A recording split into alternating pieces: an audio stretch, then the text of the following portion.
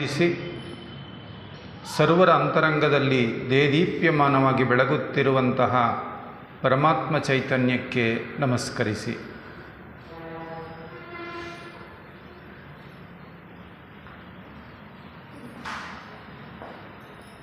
ಗೋಷ್ಠಿಯ ನಿರ್ದೇಶಕರೇ, ಪೂಜ್ಯರೇ ಹಾಗೂ ನನ್ನೆಲ್ಲ ಸಹೋದರ ಸಹೋದರಿಯರೇ,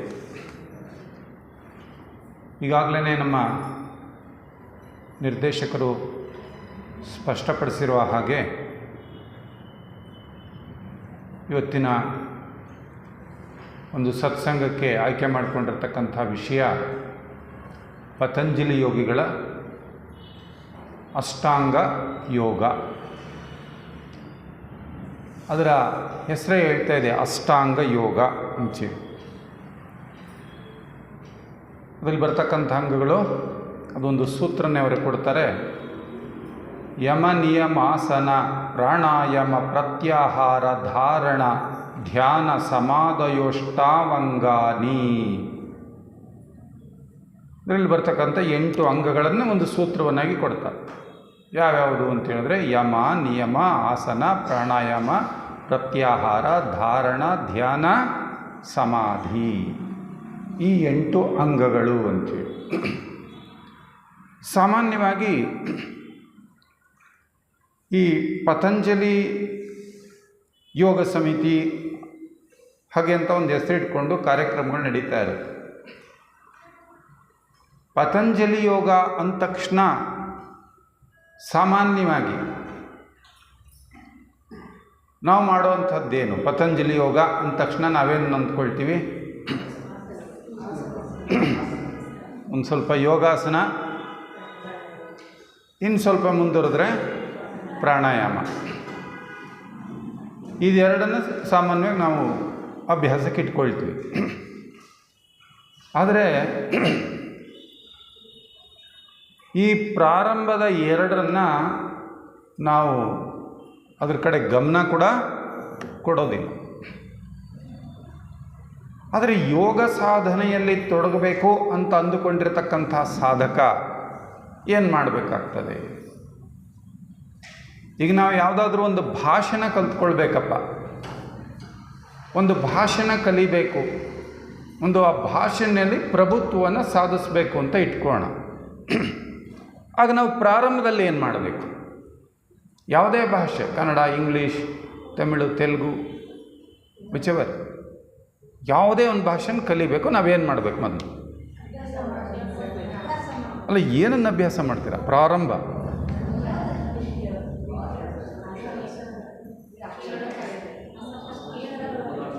ಅಲ್ಲ, ಮೊದಲು ಏನು ಮಾಡಬೇಕು? ಒಂದು ಭಾಷೆನ ಕನ್ನಡ ಕಲಿಬೇಕಪ್ಪ, ನಾನು ಏನು ಮಾಡ್ಬೇಕು? ಮೊದಲು ಈ ವರ್ಣಮಾಲೆ ಕಲಿಬೇಕು, ಕಾಗುಣಿತಾಕ್ಷರನ ಕಲಿಬೇಕು. ಯಾವುದೇ ಭಾಷೆನ ಕಲಿಬೇಕು ಅಂದ್ರೆ ನೀವು ಆ ಭಾಷೆಗೆ ಸಂಬಂಧಪಟ್ಟಂಥ ಅಕ್ಷರಗಳ ಜ್ಞಾನ ನಮಗೆ ಮೊದಲು ಇರಬೇಕಾಗ್ತದೆ. ಅದು ಇಲ್ಲದೇನೆ ನಾನು ಇನ್ನೇನೋ ಕಲ್ತ್ಬಿಡ್ತೀನಿ, ಆ ಭಾಷೆ ಬಗ್ಗೆ ಪ್ರಭುತ್ವವನ್ನು ಸಾಧಿಸ್ತೀನಿ ಅಂದರೆ ಸಾಧ್ಯ ಇದೆಯಾ? ಸಾಧ್ಯ ಇದೆಯಾ? ಇಲ್ಲ. ಹೇಗೆ ನಾವೊಂದು ಭಾಷೆನ ಕಲಿಬೇಕಾಗಿದ್ರೆ ಆ ಭಾಷೆಗೆ ಸಂಬಂಧಪಟ್ಟಂಥ ಒಂದು ಅಕ್ಷರ ಜ್ಞಾನ ಬಹಳ ಮುಖ್ಯನೋ, ಹಾಗೆ ಯೋಗ ಮಾರ್ಗದಲ್ಲಿ ನಡೀಬೇಕು ಅನ್ನುವಾಗ ಈ ಮೊದಲಿನ 2 ಯಮ ಮತ್ತು ನಿಯಮ ಅನ್ನುವಂಥ 2 ಅಂಗಗಳೇನಿದ್ದಾವಲ್ಲ, ಇವು ಒಂದು ತಳಹದಿ. ಇಡೀ ಯೋಗ ಮಾರ್ಗವನ್ನು ಒಂದು ಮಹಾಸೌಧ ಅಂತ ನಾವು ಭಾವಿಸೋದಾದರೆ, ಆ ಯೋಗ ಮಾರ್ಗ ಅನ್ನುವಂಥ ಮಹಾಸೌಧಕ್ಕೆ ಯಮ ಮತ್ತು ನಿಯಮ ಅನ್ನುವಂಥ 2 ಅಂಗಗಳು ತಳಪಾಯ. ಒಂದು ಸೌಧ ಅದು ದೀರ್ಘಕಾಲ ಗಟ್ಟಿಯಾಗಿ ನಿಲ್ಲಬೇಕು ಅಂದರೆ ಮೊದಲು ಯಾವ್ದು ಸರಿ ಇರಬೇಕೋ? ಯಾವ್ದು ಸರಿ ಇರಬೇಕು? ಬೇಸ್ಮೆಂಟ್, ತಳಪಾಯ, ತಳಹದಿ. ನಾವು ಕಟ್ಟಿರುವಂತಹ ಬಂಗಲೆ ಭವ್ಯವಾದಂತಹ ಬಂಗಲೆನೇ ಆಗಿರಬಹುದು, ಬಹಳ ಸುಂದರವಾಗಿರಬಹುದು, ಆದರೆ ಅದರ ತಳಪಾಯ ಗಟ್ಟಿ ಇಲ್ಲದಿದ್ದರೆ ಖಂಡಿತ ಅದಕ್ಕೆ ಆಯುಷ್ಯು ಬಹಳ ಕಡಿಮೆ, ಬಿದ್ದೋಗ್ಬಿಡ್ತದೆ. ಅದಕ್ಕೋಸ್ಕರನೇ ಪತಂಜಲಿ ಯೋಗಿಗಳು ಈ ಯಮ ಮತ್ತು ನಿಯಮವನ್ನು ಪ್ರಾರಂಭದಲ್ಲೇ ಕೊಟ್ಬಿಟ್ರು. ಆ ಪ್ರಾರಂಭದಲ್ಲೇ ಕೊಟ್ಟಿರ್ತಕ್ಕಂಥದ್ರ ಉದ್ದೇಶವೇ ಅವು ಎಷ್ಟು ಅದು ಮೂಲಭೂತವಾದಂಥವು ಅನ್ನೋದನ್ನು ತಿಳಿಸುವುದೇ ಇದರ ಉದ್ದೇಶ. ಅವುಗಳನ್ನ ಪ್ರಾರಂಭದಲ್ಲೇ ಕೊಟ್ಟಿರುವಂಥದ್ದು. ಆದರೆ ದುರದೃಷ್ಟ ನಾವು ಆ ಎರಡನ್ನು ಇಗ್ನೋರ್ ಮಾಡಿಬಿಡ್ತೀವಿ, ಉಳಿದವ್ರ ಕಡೆಗೆ ನಾವು ಗಮನ ಕೊಡೋದಕ್ಕೆ ಹೋಗ್ತೀವಿ. ಅದೆಂದಿಗೂ ಸಾಧ್ಯ ಇಲ್ಲ. ಯೋಗ ಮಾರ್ಗಕ್ಕೆ ಬೇಕಾದಂಥ ಪೂರ್ವ ಸಿದ್ಧತೆಯೇ ಇಲ್ಲದೇನೆ ನಾವು ಆ ಮಾರ್ಗವನ್ನು ಬಹುದೂರ ಕ್ರಮಿಸೋದಕ್ಕೆ ಸಾಧ್ಯ ಇಲ್ಲ. ಇಂಗ್ಲೀಷ್ನಲ್ಲಿ ಒಂದು ಪ್ರಾವರ್ಬ್ ಇದೆ, well begin is of done ಅಂಥೇಳಿ. ಯಾವುದಾದ್ರೂ ಒಂದು ಕೆಲಸ ಪ್ರಾರಂಭ ಸರಿಯಾಗಿ ಆದರೆ ಅದು ಅರ್ಧ ಕೆಲಸ ಆದ ಹಾಗೆ ಅಂತೀವಿ. ಈ ಯೋಗ ಮಾರ್ಗ ಅದನ್ನು ನಾವು ಕ್ರಮಿಸಬೇಕಾಗಿದ್ದರೆ ಅದಕ್ಕೆ ವೆಲ್ ಬಿಗಿನ್ ಯಾವುದು ಅಂದರೆ ಈ ಯಮ ಮತ್ತು ನಿಯಮಗಳ ಅನುಷ್ಠಾನ. ಈ 8 ಅಂಗಗಳನ್ನು ನಾವು ನೋಡುವಾಗ ಅದು ಒಂದು ಬೇರೆ ಬೇರೆಯಾಗಿ ಕಾಣುತ್ತವೆ ನೋಡೋದಕ್ಕೆ. ಅವು ಒಂದೊಂದು ಸ್ವತಂತ್ರವಾದಂಥ ಮೆಟ್ಟಿಲುಗಳು, ಅಂಗಗಳು ಅನ್ನೋ ಹಾಗೆ ಕಾಣುತ್ತೆ. ಆದರೆ they are all inter connected. ಅವೆಲ್ಲವೂ ಕೂಡ ಒಂದರ ಜೊತೆಯಲ್ಲಿ ಮತ್ತೊಂದು ಸಂಬಂಧವನ್ನು ಹೊಂದಿವೆ. ಒಂದೊಂದನ್ನಾಗಿ ನಾವು ಅಭ್ಯಾಸ ಮಾಡಬಹುದಾದರೂ ಕೂಡ ಒಂದರ ಅಭ್ಯಾಸ ಇನ್ನೊಂದಕ್ಕೆ ಅದೇನಾಗಿದೆ, ಪೂರಕವಾಗಿದೆ. ಒಂದರ ಅಭ್ಯಾಸ ಇನ್ನೊಂದಕ್ಕೆ ಅವು ಪೂರಕವಾಗ್ತಾ ಹೋಗುತ್ತೆ. ಹಾಗಾಗಿ ನಾವಿಲ್ಲಿ ಯಾವ ಅಂಗವನ್ನು ಕೂಡ ನೆಗ್ಲೆಕ್ಟ್ ಮಾಡೋ ಹಾಗಿಲ್ಲ, ಉದಾಸೀನ ಮಾಡೋ ಹಾಗಿಲ್ಲ, ಕಡೆಗಣಿಸೋಂಗಿಲ್ಲ. ಅದರಲ್ಲೂ ಮೂಲಭೂತವಾಗಿ ಈ 2 ಪ್ರಾರಂಭದ ಯಮ ಮತ್ತು ನಿಯಮ, ಈ ಎರಡನ್ನು ಸ್ವಲ್ಪ ಮಟ್ಟಿಗಾದರೂ ಕೂಡ ನಾವು ಸಾಧಿಸದೇ ಇದ್ದರೆ ಮುಂದಿನ ಯಾವ ಹಂತವನ್ನು ನಾವು ಏರಲಿಕ್ಕೆ ಖಂಡಿತ ಸಾಧ್ಯ ಆಗುವುದಿಲ್ಲ. ಹಾಗಾಗಿ ಈಗ ನಾವು ಯಮ, ನಿಯಮ ಮತ್ತು ಅದರ ಜೊತೆಯಲ್ಲಿ ಆಸನ, ಈ 3 ಅಂಗಗಳ ಬಗ್ಗೆ ಸ್ವಲ್ಪ ಮಟ್ಟಿಗೆ, ಯಾಕೆಂದರೆ ಈ 3ಅನ್ನು 1 ಗಂಟೆನಲ್ಲಿ ನಾವು ವಿಚಾರ ಮಾಡೋದು ಬಹಳ ಒಂದು ಸ್ವಲ್ಪ ಕಷ್ಟ ಸಾಧ್ಯವಾದ ವಿಷಯ. ಆದರೂ ಅದರ ಒಂದು ಸ್ಯಾಂಪಲ್ ಅಂತ ಹೇಳ್ತೀವಲ್ಲ, ಹಾಗೆ ಅದರ ಸ್ಯಾಂಪಲ್ನ ನಾವು ನೋಡ್ಬೋದು.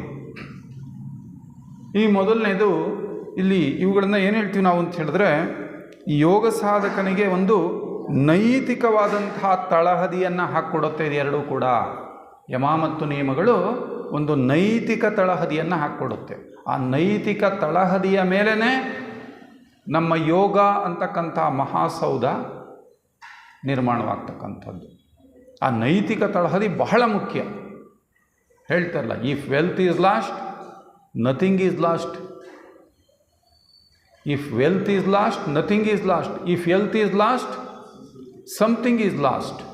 If character is lost, everything is lost. ಅದಿಲ್ಲ ಅಂದರೆ ನಾವು ಏನೂ ಮಾಡೋಕ್ಕಾಗಲ್ಲ. Money comes and goes, but virtues comes and grows. Grows ಅವುಗಳನ್ನ ನಾವು ಅಭ್ಯಾಸ ಮಾಡ್ತಾ ಹೋದರೆ ಹಣ ಬರುತ್ತೆ ಹೋಗುತ್ತೆ ಅದು. ಬಟ್ ಸದ್ಗುಣಗಳನ್ನು ನಾವು ಅಳವಡಿಸ್ಕೊಳ್ತಾ ಹೋದರೆ ಅವು ಬರುತ್ತವೆ ಮತ್ತು ಗ್ರೋಸ್ ಅವು ಬೆಳೆಯುತ್ತವೆ. ಅವುಗಳನ್ನ ಬೆಳೆಸ್ಕೊಳ್ಳದೆ ಇದ್ದರೆ ನಾವು ಈ ಮಾರ್ಗದಲ್ಲಿ ದೃಢವಾದ ಹೆಜ್ಜೆಗಳನ್ನು ಇಡೋದಕ್ಕೆ ಸಾಧ್ಯ ಇಲ್ಲ. ಹಾಗಾಗಿ ನಾವುಗಳ ಬಗ್ಗೆ ಸಾಕಷ್ಟು ಅಧ್ಯಯನ ಮಾಡಬೇಕು, ತಿಳ್ಕೊಳ್ಬೇಕು. ಜೊತೆಗೆ ತಿಳ್ಕೊಳ್ಳೋದಷ್ಟೇ ಅಲ್ಲ, ಅನುಷ್ಠಾನಪರರಾಗಬೇಕು, ಆಚರಣೆಗೆ ತರಬೇಕು. ಯಥಾಶಕ್ತಿ ಒಮ್ಮೆಲೆ ನಾವು ಅದರ ಆತ್ಯಂತಿಕ ಸ್ಥಿತಿಯನ್ನು ಮುಟ್ಟೋದಕ್ಕೆ ಸಾಧ್ಯ ಆಗದೇ ಇದ್ದರೂ ಕೂಡ ಅವುಗಳ ಸತ್ಯಾಸತ್ಯತೆಯನ್ನು ಅರ್ಥ ಮಾಡಿಕೊಳ್ಳೋ ಪ್ರಯತ್ನ ಮಾಡಬೇಕು, ಅನುಷ್ಠಾನಕ್ಕೆ ಪ್ರಯತ್ನವನ್ನು ಮಾಡಬೇಕು. ಇಲ್ಲ ಅಂದರೆ ಪ್ರಯೋಜನ ಆಗೋದಿಲ್ಲ. ಅದರಿಂದ ಈ ಯಮದಲ್ಲಿ ಬರ್ತಕ್ಕಂತಹ 5 ವಿಷಯಗಳು ಯಾವುದು ಅಂತ ಹೇಳಿದ್ರೆ, ಅಹಿಂಸಾಸ್ತೇಯ ಬ್ರಹ್ಮಚರ್ಯ ಅಪರಿಗ್ರಹ ಯಮಾಹ ಅಂದ್ರೆ ಒಂದು ಸೂತ್ರ. ಅಹಿಂಸಾ ಸತ್ಯ ಆಸ್ತೇಯ ಬ್ರಹ್ಮಚರ್ಯ ಅಪರಿಗ್ರಹ ಯಮಾಹ. ಈ ಯಮದಲ್ಲಿ ಬರ್ತಕ್ಕಂಥ 5 ಅಂಗಗಳು ಯಾವುದಪ್ಪ ಅಂತ ಹೇಳಿದ್ರೆ, ಅಹಿಂಸೆ, ಸತ್ಯ, ಆಸ್ತೇಯ, ಬ್ರಹ್ಮಚರ್ಯ, ಅಪರಿಗ್ರಹ. ಇನ್ನು ಈ 5 ಅಂಗಗಳು, ಇವುಗಳ ಮಹತ್ವವನ್ನು ನಾವು ಅರ್ಥ ಮಾಡಿಕೊಳ್ಬೇಕಾಗ್ತದೆ ಸಾಧಕ. ನೋಡಿ, ಅಧ್ಯಾತ್ಮ ಅಂದ ತಕ್ಷಣ ಒಂದು ಪ್ರಶ್ನೆನ ಹಾಕ್ಕೊಂಡ್ರೆ, ಅಧ್ಯಾತ್ಮ ಅಂದರೆ ಏನು ಅಂತ ಪ್ರಶ್ನೆ ಹಾಕ್ಕೊಂಡ್ರೆ, ನಮ್ಮ ಮಾತೆ ಅನಿಬೆಸೆಂಟಮ್ಮ ಸುಂದರವಾದ ಒಂದು ಡೆಫಿನೇಷನ್ ಕೊಡ್ತಾರೆ. ಒಂದೇ ವಾಕ್ಯದಲ್ಲಿ ಯಾರೋ ಒಬ್ಬ ಸಾಧಕ ಅಣಿಮ ಗರಿಮ ಲಗಿಮಾದಿ ಅಷ್ಟಸಿದ್ಧಿಗಳನ್ನು ಅವನು ಪಡ್ಕೊಂಡಿದ್ರೂ ಕೂಡ ಅವನು ಆಧ್ಯಾತ್ಮ ಜೀವಿ ಅಂತ ಹೇಳೋಕ್ಕಾಗೋದಿಲ್ಲ. ಹಾಗಾದರೆ ಏನು ಆಧ್ಯಾತ್ಮ ಅಂದರೆ? ಎಲ್ಲೆಲ್ಲಿಯೂ ಪ್ರವಹಿಸುತ್ತಿರುವ ಏಕಚೈತನ್ಯವನ್ನು ಅರಿಯುವುದೇನಾದರೂ ಇದ್ದರೆ ಅದು ಮಾತ್ರವೇ ಅಧ್ಯಾತ್ಮ. ಮಿಕ್ಕುದು ಆಧ್ಯಾತ್ಮದ ಜೊತೆಗೆ ಯಾವ ಸಂಬಂಧವನ್ನು ಹೊಂದಿಲ್ಲ. ಇದು ಅಧ್ಯಾತ್ಮದ ಮೂಲ ಸಿದ್ಧಾಂತ. ಎಲ್ಲೆಲ್ಲಿಯೂ ಪ್ರವಹಿಸುತ್ತಿರುವ ಏಕಚೈತನ್ಯವನ್ನು ಅರ್ಥ ಮಾಡಿಕೊಳ್ಳೋದಿದೆಯಲ್ಲ, ಅದೇ ಅಧ್ಯಾತ್ಮದ ತಳಹದಿ. ಅದನ್ನೇ ಶರಣರು ಹೇಳ್ತಾರೆ ಬಸವಣ್ಣವರು, ಇವನಾರವ ಎಂದೆನಿಸದಿರಯ್ಯ, ಇವ ನಮ್ಮವ. ಯಾರ್ಯಾರನ್ನ ತೋರಿಸಿ, ಬರೀ ಒಳ್ಳೊಳ್ಳೆಯವ್ರನ್ನ ದೊಡ್ಡವ್ರನ್ನ ಅಂತಲ ಅಲ್ಲ, ಯಾರನ್ನೂ ಕೂಡ ಎಲ್ಲರೂ ಏನನ್ಕೋ ಇವ ನಮ್ಮವ. ಸೊ ಈ ಅಹಿಂಸಾ ತತ್ವನ ನಾವು ನಿಜವಾಗಲೂ ನಮ್ಮ ಜೀವನದಲ್ಲಿ ಆಚರಣೆಗೆ ತರೋದಕ್ಕೆ ಸಾಧ್ಯ ಆಗಬೇಕು ಅಂದರೆ, ನಿಜವಾದ ಅರ್ಥದಲ್ಲಿ ಅದರ ಅನುಷ್ಠಾನ ಆಗಬೇಕು ಅಂತಾದರೆ, ಈ ಏಕಚೈತನ್ಯದ ಅರಿವು ಇದ್ದರೆ ಮಾತ್ರ ನಾವು ಅದನ್ನು ನಮ್ಮ ಜೀವನದಲ್ಲಿ ಕರಾರುವಕ್ಕಾಗಿ ಅನುಷ್ಠಾನಕ್ಕೆ ತರೋದಕ್ಕೆ ಸಾಧ್ಯವಾಗುತ್ತೆ. ಅದಕ್ಕೆ ನಾವು ಈ ತಿಳುವಳಿಕೆ ಬಹಳ ಮುಖ್ಯ. ಇಂತಹ ಅಹಿಂಸೆ, ಇಲ್ಲಿ ಏನಾಗ್ತದೆ, ಯಮದಲ್ಲಿ ಬರ್ತಕ್ಕಂಥ 5 ವಿಚಾರಗಳು ನಿಷೇಧಾತ್ಮಕವಾದವು ಅಂತ ಹೇಳ್ತಾರೆ. ಅಂದರೆ ಯಾವುದನ್ನು ನಾವು ಮಾಡಬಾರದು ಎಂಬುದನ್ನು ಹೇಳ್ತದೆ. ಅಂದರೆ ಇವು ನಿಷೇಧಾತ್ಮಕ. ಅಂದರೆ ಯಾವುದು ನಿಷೇಧಾತ್ಮಕ? ಹಿಂಸೆ ನಿಷೇಧಾತ್ಮಕ. ಅಂದರೆ ನಾವು ಅದನ್ನು ಮಾಡೋ ಹಾಗಿಲ್ಲ, ಅಂದರೆ ಅದನ್ನು ಅಹಿಂಸೆ ಅಂತ ಕರೀತೀವಿ. ಹಿಂಸೆಯನ್ನು ಮಾಡದೇ ಇರುವಂಥದ್ದು. ನಾವು ಭಾಳ ಸುಲಭವಾಗಿ ಅಂದ್ಕೊಂಡ್ಬಿಡ್ಬೋದು, ನಾವಿಲ್ಲಿ ಬಂದಿರೋಂಥವ್ರಲ್ಲ, ನಾವೇನು ಯಾವುದಕ್ಕೂ ಹಿಂಸೆ ಕೊಡಲ್ಲ, ನಾವು ಯಾವ ಪ್ರಾಣಿಗಳನ್ನೂ ಕೊಲ್ಲಲ್ಲ, ನಾವೆಲ್ಲ ಸಸ್ಯಾಹಾರಿಗಳು ಹಾಗೆ ಅಂತ ಅಂದ್ಕೊಂಡ್ಬಿಡ್ತೀವಿ. ಆದರೆ ಅಹಿಂಸೆ ಅನ್ನುವಾಗ ಮನುಷ್ಯ ಈ ಕೆಳಮಟ್ಟದಲ್ಲಿ, ಅಂದರೆ ಈ ದೇಹಾತ್ಮ ಅಂತ ಕರೆಯುವ ಮಟ್ಟದಲ್ಲಿ ನಾವು ಎಷ್ಟು ದೇಹಗಳನ್ನು ಉಪಯೋಗಿಸ್ಕೊಂಡು ಕೆಲಸ ಮಾಡ್ತಾ ಇದ್ದೇವೆ? ಎಷ್ಟು ದೇಹಗಳನ್ನ ಉಪಯೋಗಿಸ್ಕೊಳ್ತೀವಿ? 3 ದೇಹಗಳನ್ನ ಉಪಯೋಗಿಸ್ಕೊಳ್ತೀವಿ. ದೇಹ, ಭಾವ, ಮನಸ್ಸು. ಕಾಯ, ವಾಚ, ಮನಸ್ಸು ಅಂತ ಕರೀತಾರೆ. ಸೊ ಈ 3 ರೀತಿನಲ್ಲಿ ಕೆಲಸ ಮಾಡ್ತೀವಿ ಅಂದರೆ, ಈ 3 ರೀತಿಗಳಲ್ಲೂ ನಾವು ಹಿಂಸೆಯನ್ನು ಮಾಡಬಹುದಾದ ಸಾಧ್ಯತೆಗಳು ಇವೆ. ನಾನು ಯಾವುದೇ ಒಂದು ಪ್ರಾಣಿಗೆ ನಾನು ಹಿಂಸೆಯನ್ನು ಕೊಡದ ಮಾತ್ರಕ್ಕೆ, ಒಂದು ಪ್ರಾಣಿಯನ್ನು ಕೊಲ್ಲದೇ ಇದ್ದ ಮಾತ್ರಕ್ಕೆ ನಾನೊಬ್ಬ ಅಹಿಂಸಾವಾದಿ ಅಂತ ಹೇಳಿಕೊಳ್ಳಬಹುದಕ್ಕೆ ಸಾಧ್ಯತೆ ಇದೆಯಾ? ಇಲ್ಲ. ನಿಜವಾದ ಅಹಿಂಸಾ ತತ್ವವನ್ನು ನಾನು ಅನುಷ್ಠಾನ ಮಾಡ್ತೇನೆ ಅಂತ ಹೇಳೋದಾದರೆ ಈ 3 ರೀತಿಯಲ್ಲಿಯೂ ನಾನು ಹಿಂಸಾರಹಿತನಾಗಿರಬೇಕು. ಕಾಯ, ವಾಚ, ಮನಸ್ಸ. ಯಾರಿಗೂ ದೈಹಿಕವಾಗಿ, ನನ್ನ ಮಾತಿನಿಂದ ಅಥವಾ ಭಾವನಾತ್ಮಕವಾಗಿ ಮತ್ತು ನನ್ನ ಮನಸ್ಸಿನಿಂದಲೂ ನಾನು ಹಿಂಸೆಯನ್ನು ಕೊಡದೇ ಇರಬೇಕು. ಅದು ನಿಜವಾದ ಹಿಂಸೆ ಅಂತ ಹೇಳಿದ್ರು.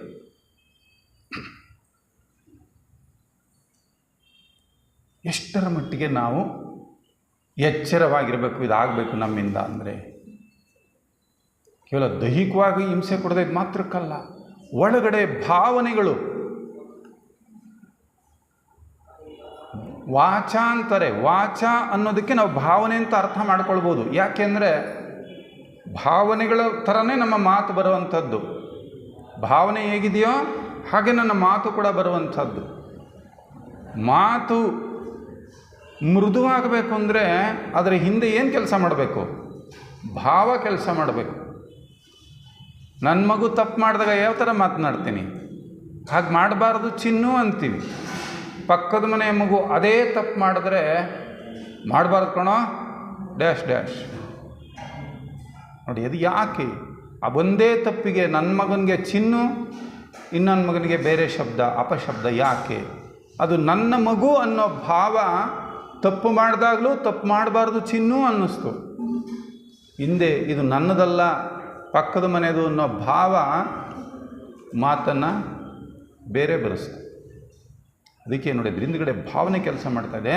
ಈ ಭಾವನೆಯಿಂದಲೂ ನಾವು ಹಿಂಸೆಯನ್ನು ಕೊಡದೇ ಇರತಕ್ಕಂಥದ್ದು. ಮತ್ತು ಮನಸ್ಸಿನಿಂದ ಹಿಂಸೆ ಹೆಂಗೆ ಕೊಡ್ಬೋದು ಅಂತಾರೆ ಪ್ರಶ್ನೆ ಬರ್ಬೋದು ನಮ್ಗೆ. ಏನೋ ಒಡೆಯಾದರೂ ಸರಿ ಮಾತಿನಲ್ಲೂ ಏನೋ ಅಂದುಬಿಟ್ವಿ, ಅವ್ರಿಗೆ ನೋವಾಯಿತು, ಸರಿ. ಮಾನಸಿಕವಾಗಿ ಹಿಂಸೆ ಕೊಡದೇ ಇರೋದು ಅಂದರೆ ಹೇಗೆ? ಸ್ವಲ್ಪ ಅಧ್ಯಾತ್ಮದ ಮಾರ್ಗಕ್ಕೆ ಬಂದಿರೋರಿಗೆ ಗೊತ್ತಿದೆ.